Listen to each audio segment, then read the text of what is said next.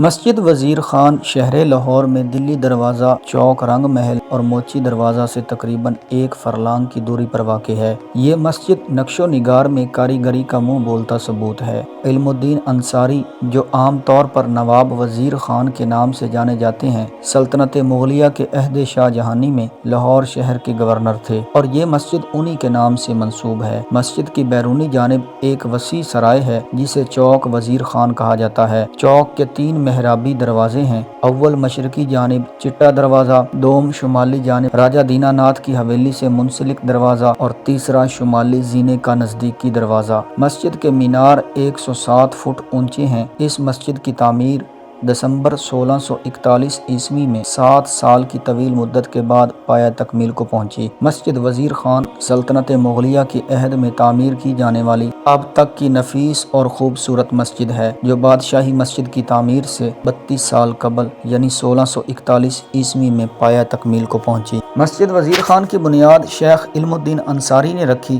جو وزیر خان کے خطاب سے مشہور تھے۔ وزیر خان مغل شہنشاہ شاہ جہاں کے طبیب خاص بھی تھے۔ اس سے قبل وہ مغل شہنشاہ جہانگیر اور ملکہ نور جہاں کے طبیب خاص بھی رہ چکے تھے۔ شیخ علم الدین انصاری چنیوٹ شہر میں پیشہ طبابت سے منسلک تھے۔ جنوری 1621 عیسوی میں تلاش معاش کی خاطر مغل دارالحکومت آگرہ پہنچے اور مغل دربار تک مشکل سے رسائی ممکن ہو پائی۔ ان دنوں ملکہ نور جہاں علیل تھیں۔ شیخ نے ان کا علاج کیا اور ملکہ صحت یاب ہوئیں۔ اسی صلہ میں شیخ علم الدین انصاری منصب ہفت ہزاری پر فائز کیے گئے اور ان کا خطاب وزیر خان طے پایا۔ شاہی انعامات کی بھرمار کو مسجد کے مصرف میں لائے اور اسی خطہ کو تجویز کیا۔ عہد شاہ جہانی میں وزیر خان عمر الامراء کے خطاب سے نوازے گئے اور جب شہنشاہ شاہ جہاں لاہور آیا تو انہیں ناظم لاہور مقرر کر گیا۔ وزیر خان 1632 عیسوی سے 1639 عیسوی تک حاکم لاہور کے عہدے پر فائز رہے۔ مغل شہنشاہ شاہ جہاں کے عہد میں وزیر خان نے 1635 عیسوی میں اس مسجد کی بنیاد رکھی اور بازار دلی دروازہ کو آباد کیا اور مزار